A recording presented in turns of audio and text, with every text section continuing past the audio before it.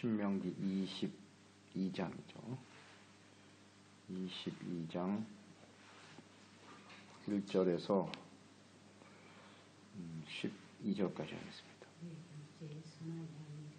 읽습니다. 네 형제의 소나 양이 길 잃은 것을 보거든 못 본 채 하지 말고 너는 반드시 그것들을 끌어다가 내 형제에게 돌릴 것이요 내 형제가 내게서 멀거나 또는 내가 그를 알지 못하거든 그 짐승을 내 집으로 끌고 가서 내 형제가 찾기까지 내게 두었다가 그에게 돌려줄지니 낙이라도 그리하고 의복이라도 그리하고 형제가 잃어버린 어떤 것이든지 내가 얻거든 다 그리하고 못 본 채 하지 말 것이며 내 형제의 낙이나 소가 길에 넘어진 것을 보거든 못 본 채 하지 말고 나는 반드시 형제를 도와 그것들을 일으킬지니라. 여자는 남자의 의복을 입지 말 것이요 남자는 여자의 의복을 입지 말 것이라. 이같이 하는 자는 내 하나님께 여호와께 가증한 자니라. 길을 가다가 나무에나 땅에 있는 새의 보금자리에 새끼나 알이 있고 새가 그 새끼나 알을 품는 것을 보거든 그 어미새와 새끼를 아울러 취하지 말고 어미는 반드시 놓아줄 것이요 새끼는 취하여도 되나니 그리하면 내가 복을 누리고 장수하리라.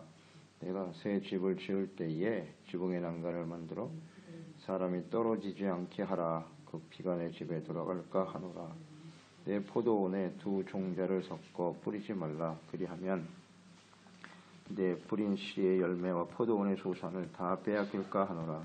너는 소와 나귀를 결의하여 갈지 말며 양털과 배실로 섞어 짠 것을 입지 말지니라.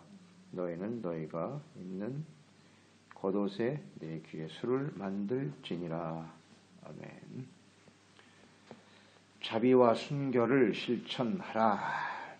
이웃을 사랑하라고 하는 말씀의 구체적인 실천에 대한 규례 말씀들을 지금 계속 나누고 있습니다. 하나님의 백성들에게 주신 율법, 이것은 거룩한 백성들이 반드시 생활 속에서 실천해야 될 말씀인데요. 이웃사랑, 하나님 사랑과 이웃사랑이죠. 하나님 사랑은 이제 예배, 하나님을 예배하고 경배하는 것과 관련이 있고, 이웃사랑은 사회생활 속에서 사람들과의 관계 속에 우리가 실천해야 될 규례들이죠. 그것은 이제 구체적으로 어떻게 적용해야 될 것인가를 지금 말씀하고 있는데요. 거룩한 하나님의 백성들은 교회 안에서만 거룩한 게 아니고 생활 속에서, 사회생활 속에서도 분명히 구별될 모습이 있어야 된다. 사랑과 순결, 오늘 이제 말씀에 나타난 하나님의 뜻이 그런데요. 형제를 사랑하는 구체적 실천, 어떻게 순결을 지켜갈 것이냐 하는 것에 대해서 말씀하고 있습니다. 우리가 구원을 온전히 이뤄가야 한다라고 하는 것은 우리의 생활 속에서 어떻게 거룩한 백성답게 살아갈 것이냐 하는 것이니까요. 오늘 이 본문 말씀 우리에게 또 중요한 가르침을 주고 있죠.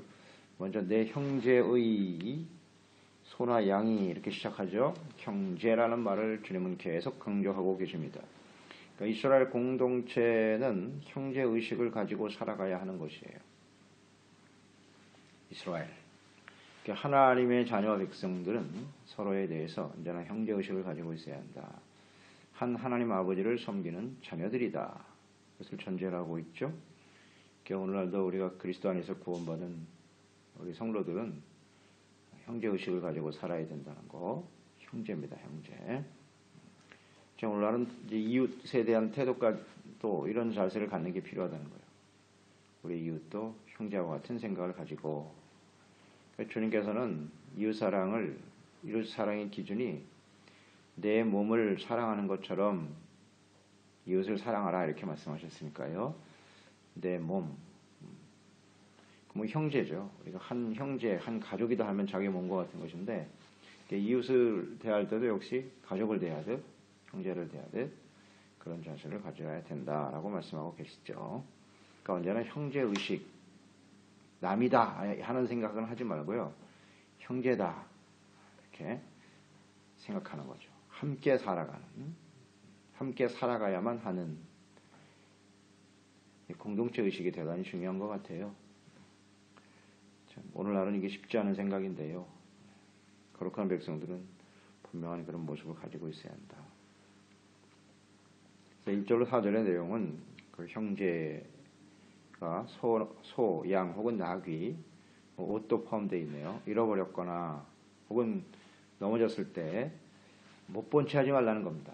무관심하지 말라는 거예요. 못 본 채 하지 말고, 그러니까 짐승이 주인을 떠나서 방황하고 있을 때 그것을 잘 붙잡아 두라는 거죠.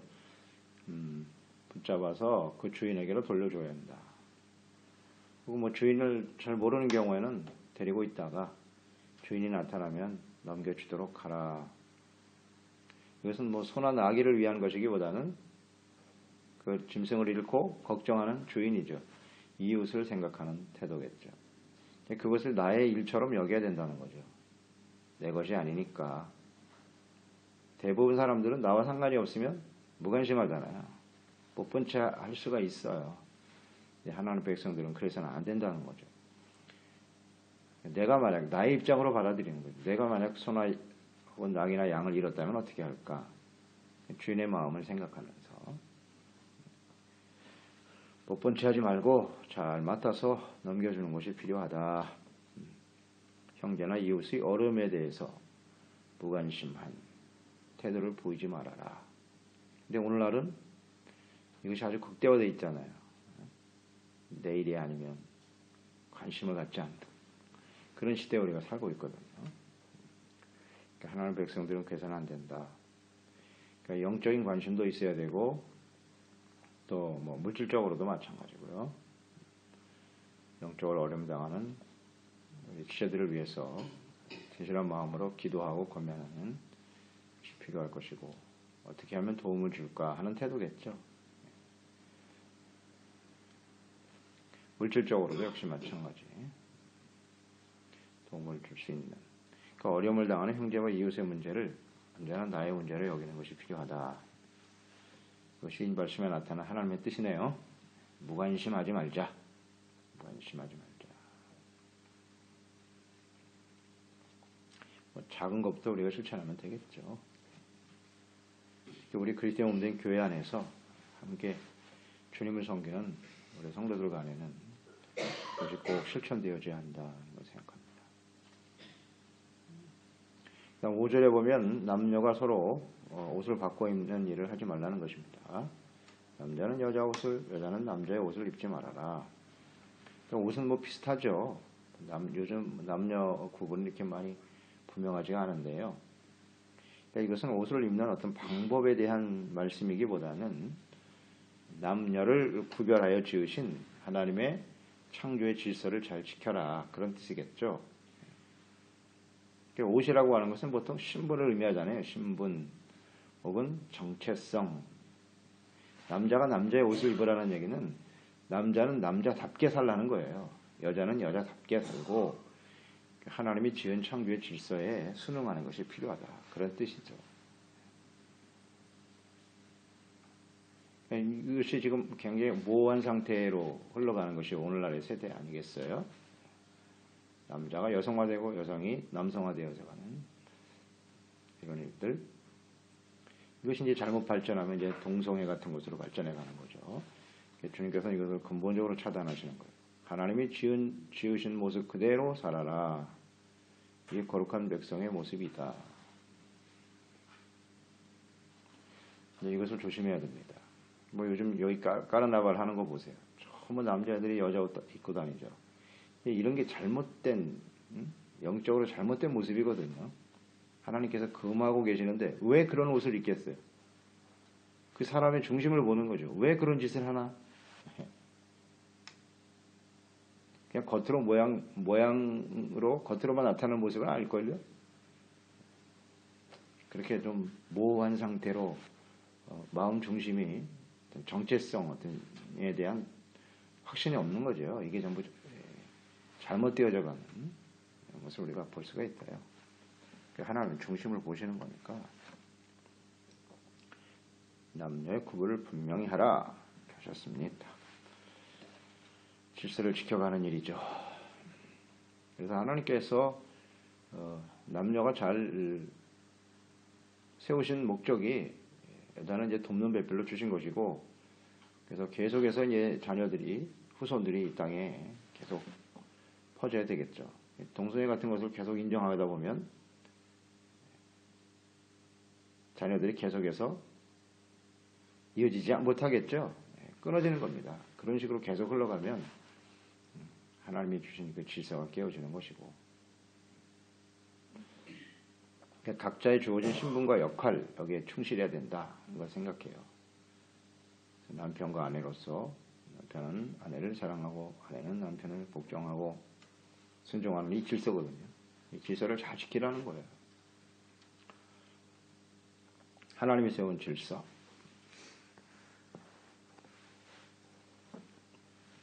그럴 때 이제 가정이 바르게 세워지게 되는 것이고, 가정이 바르게 세워져야 사회 공동체가 바르게 설 수 있는 것이죠.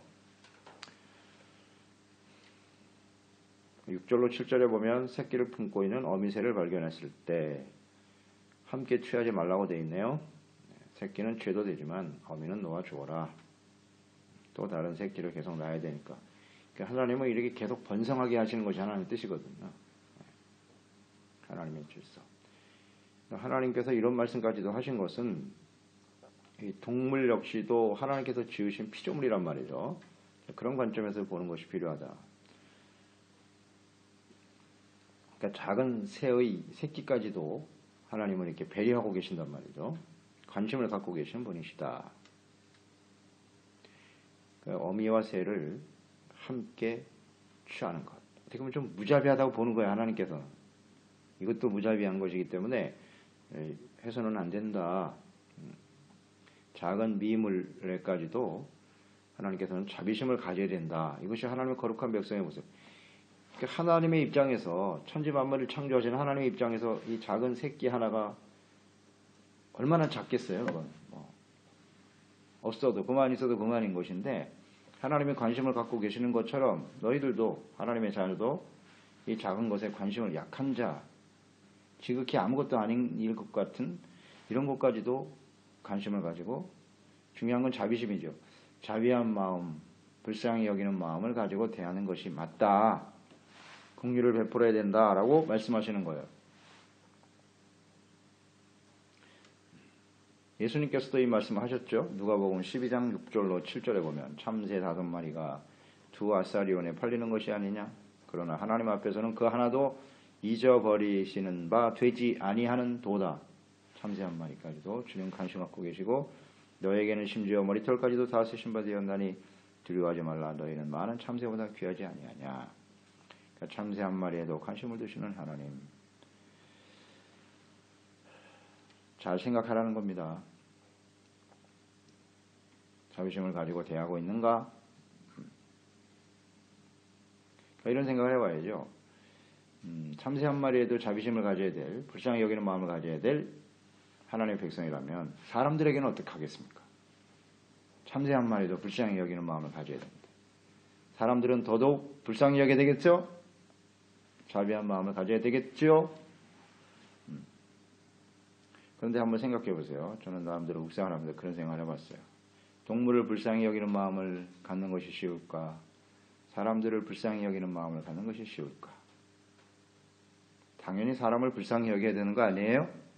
근데 실제로는 그게 더 어려워요. 어때요, 여러분? 동물을 사랑하는 마음이 어려운가? 사람을 사랑하는 게 어려운가? 사람이 훨씬 어렵습니다. 왜? 사람들은 나에게 상처를 주거든. 그러나 개나 무슨 동물들은 나에게 상처를 주지 않아요. 그냥 맨날 꼬리만 치거든. 그러니까 좋아하는 거예요. 그건 누구든지 해. 더 쉬워요, 그게. 근데 사람들은 함께 살아가면서 자꾸 상처를 받고 하기 때문에 사랑하기가 더 어려워. 그게 현실 아닐까요? 동물을 사랑하니까 사람도 사랑할 거야. 그렇지 않더라고요, 그러니까. 그렇지 않아요. 사람을 사랑하는 것이 훨씬 더 어려워요. 그러니까 이런 말씀을 통해서 우리는 깨달아야 돼요. 그럼 비물도 사랑하고 불쌍히 여겨야 되는데, 하물며 하나님의 형상인 사람들을 불쌍히 여기는 것이 당연하지 않겠느냐. 그게 거룩한 백성입니다. 자, 이런 말씀을 하시면서 그 7절에 보면 이거 되면 아무것도 아닌 일인데 새 새끼 어미를 함께 취하지 말라고 하는 말씀을 하면서 약속을 주셨어요. 무슨 약속을 주셨죠? 그리하면 어떻게 된대요? 내가 복을 누리고 장수하리라. 자, 이 말씀이 좀 앞뒤가 안 맞지 않는 것 같지 않아요? 뭐 새 한 마리 하는 거 가지고 주님이 주신 약속을 보세요. 그리하면 내가 복을 받고 장수하리라. 이 말씀은 어디에 주신 약속이죠? 내가 복을 누리고 장수하리라. 5계명. 내 부모를 공경하라. 그러면 내가 땅에서 잘되고 장수하리라. 이 말씀과 동일해요. 이게 무슨 의미인지 아시겠어요? 부모를 공경하는 것과 새 한 마리, 참새 새끼 하나를 불쌍히 여기는 것과 같다는 거예요. 그리하면 이런 복을 주신대요. 그러니까 동물도 불쌍히 여기고 다 하나님을 인정하라는 거죠. 이 땅에 하나님이 창조하신 모든 피조물들을 긍휼과 자비로 대하고 그 이상으로 말이죠. 그 이상으로 우리 하나님의 형상으로 지원받은 형제들, 이웃들을 긍휼히 여기는 마음을 가지고 대하라는 뜻이겠죠. 네. 이거 잘 생각해야 돼요. 이 말씀을 오해하면 안 되죠. 동물은 사랑하면서 그럼 하나님 복을 주시나 보다. 열심히 동물만 사랑해. 사람들은 맨날 미워하고. 그런 뜻이 아니죠. 이 말씀에 나타난 하나님의 의미를 잘 이해해야 돼요. 이해. 동물 작은 새 새끼까지도 사랑해야 될 사람들이 하물며 사람을 사랑하지 못하면 어찌 되겠나. 그런 뜻이겠죠. 그러니까 이런 엄청난 약속을 주시는 거예요. 그 마음을 잘 이해해야죠. 그 다음 8절에 보면 집을 지을 때도 이 하나님이 관심을 보세요. 참 세밀하시지 않습니까? 집을 지을 때 난간을 만들래요. 반드시. 왜? 사람들이 실수로 떨어져 생명을 잃는 일이 없도록 하라.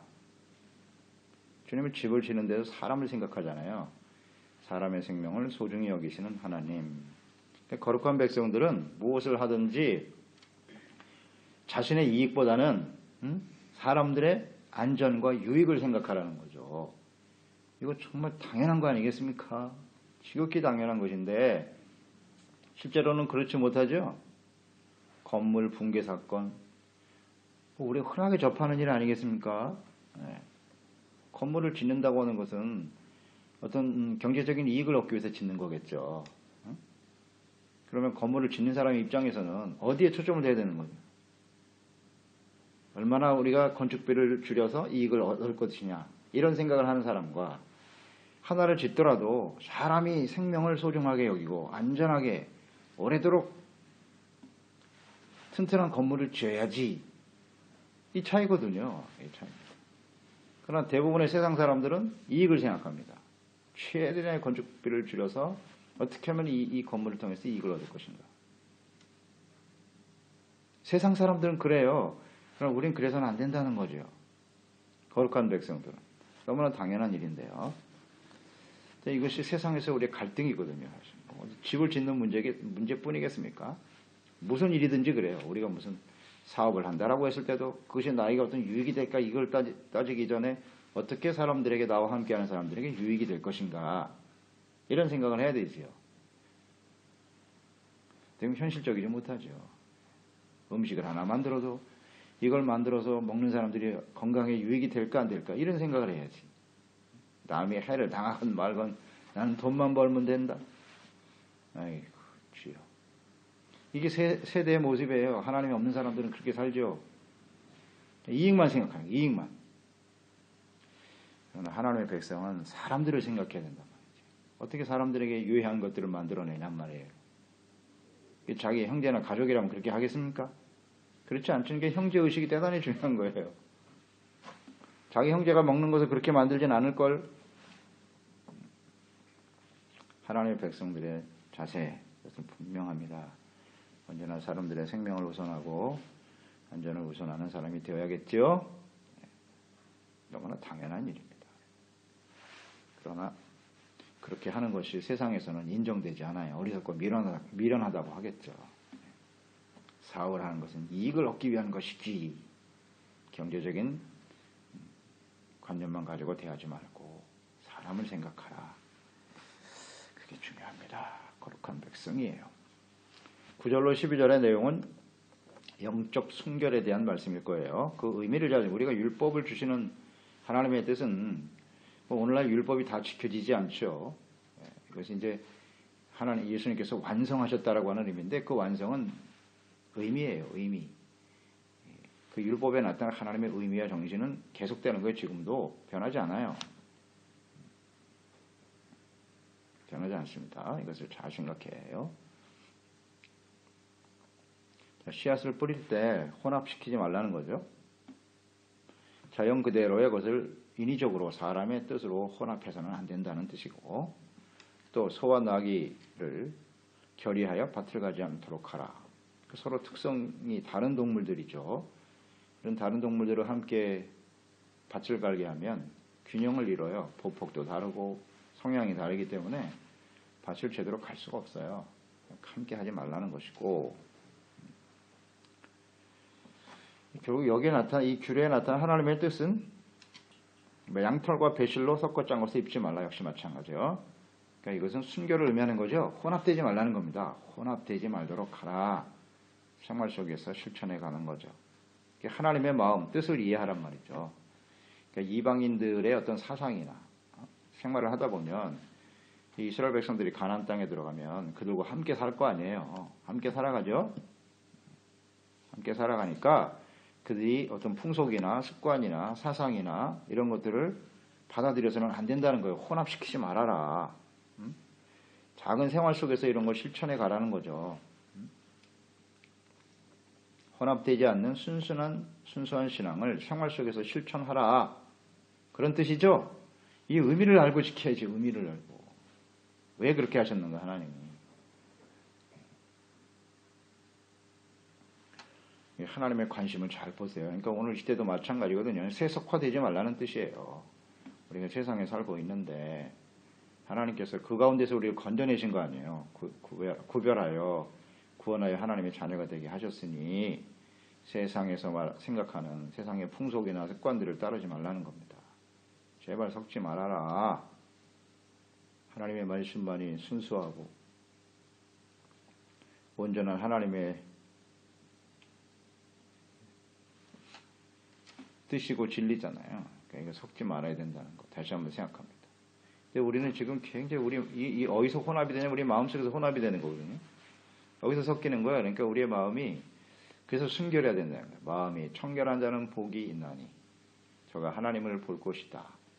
마음을 순결하게 지켜가는 게 순결한 마음은 어떤 마음이라고 그랬어요? 오직 하나. 솔로 우노거든요.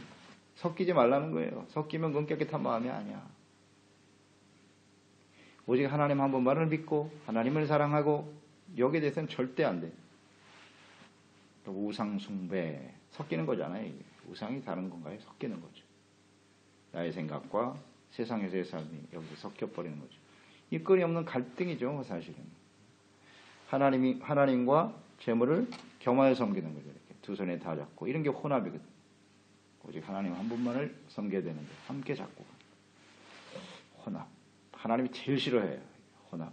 아주 싫어하죠. 이건 결국 우리의 선택이죠. 선택입니다.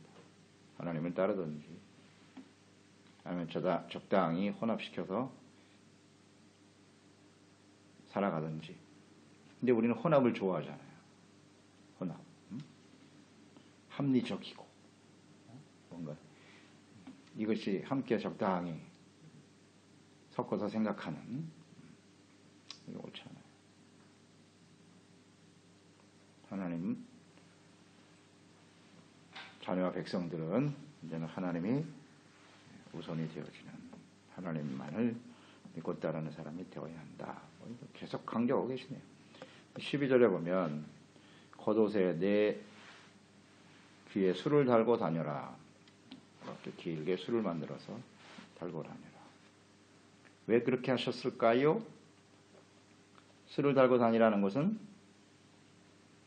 세상 사람들 앞에서 하나님의 자녀라는 사실을 나타내라는 거죠. 술을 달고 다니면 자기가 그 옷을 입고 다니까 나는 하나님의 백성입니다. 그러니까 이방 사람들을 중에서 세상 속에서 그 표시를 하라는 거거든요. 그럼 그걸 자랑하라는 뜻인가? 자기가 이렇게 하나님의 자녀고 거룩한 하나님의 율법을 잘 지키는 사람입니다. 자랑하라고 그걸 달게 하셨는가? 그렇지 않겠죠. 백성답게 살아가고 그 옷을 입었으면 하나님 백성답게 행동해야지. 술을 단 옷을 입고 다니면서 온갖 악행은 다 하고 그러면 안 되겠죠. 그러니까 하나님의 백성임을 많은 사람들 앞에서 공개적으로 드러내라는 것이고요. 숨기고 사는 사람이 너무나 많죠. 교회 안에서는 하나님의 섬기는 것 같다가 세상에 나와서는 그것을 숨기고 살아. 왜 숨길까요? 불편하거든요. 자신이 그리스도인이라는 걸 밝히면은 뭐 하지 말아야 될 것도 많고 제약이 많잖아요. 사람들의 눈을 의식하지 아니할 수가 없으니까 적당히 숨기고 살아요. 숨기고 사는 걸 좋아해. 그러나 백성답게 살아야죠. 우리가 이 땅에서 살아가는 좋은 장점 중에 하나가 우리 지역사회가 너무 좁기 때문에 우리가 예수 믿는 거 다 알거든요. 그러니까 여기서는 행동을 함부로 할 수가 없다는 거예요. 이게 참 어떻게 보면 좋은 점이에요. 한국에 가면 뭐 사람들이 너무 많으니까 그 속에서 이렇게 섞여 살기 때문에 내가 뭐 예수 믿는지 안 믿는지 아무도 모르잖아요. 그러니까 함부로 행동하게 돼 있어. 그래 안 그래요? 그런 부분이 있죠. 근데 여기서는 함부로 말이나 행동을 할 수가 없어요. 이게 유익이에요. 우리에게 엄청난 유익입니다. 모든 사람들이 다 우리를 하나님의 자녀인 것을 알게 하고 하나님의 자녀답게 살라. 이게 거룩한 백성이라고 주님께서 말씀하고 계시네요. 나는 이 세상에 살면서 그리스도인인 것을 숨기려고 하고 있지는 않나? 이걸 한번 생각해 보시고요. 그 다음에 하나님의 백성답게 책임의식을 가지고 살고 있는가? 이런 거 우리가 생각해 볼 필요가 있습니다. 기도하겠습니다. 하나님 아버지, 오늘도 주님의 말씀을 대합니다.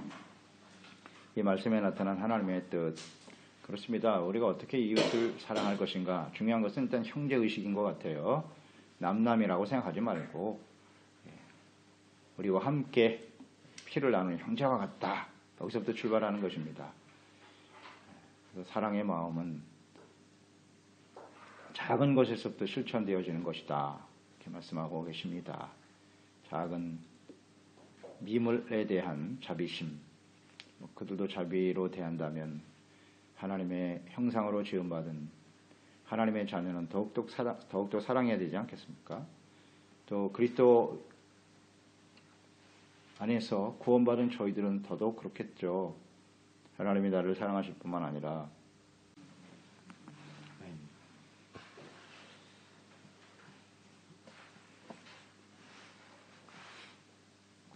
신명기 22장이죠. 22장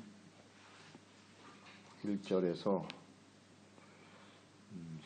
12절까지 하겠습니다. 읽습니다. 네 형제의 소나 양이 길 잃은 것을 보거든 못 본 채 하지 말고 너는 반드시 그것들을 끌어다가 내 형제에게 돌릴 것이요 내 형제가 내게서 멀거나 또는 내가 그를 알지 못하거든 그 짐승을 내 집으로 끌고 가서 내 형제가 찾기까지 내게 두었다가 그에게 돌려줄지니 낙이라도 그리하고 의복이라도 그리하고 형제가 잃어버린 어떤 것이든지 내가 얻거든 다 그리하고 못 본 채 하지 말 것이며 내 형제의 낙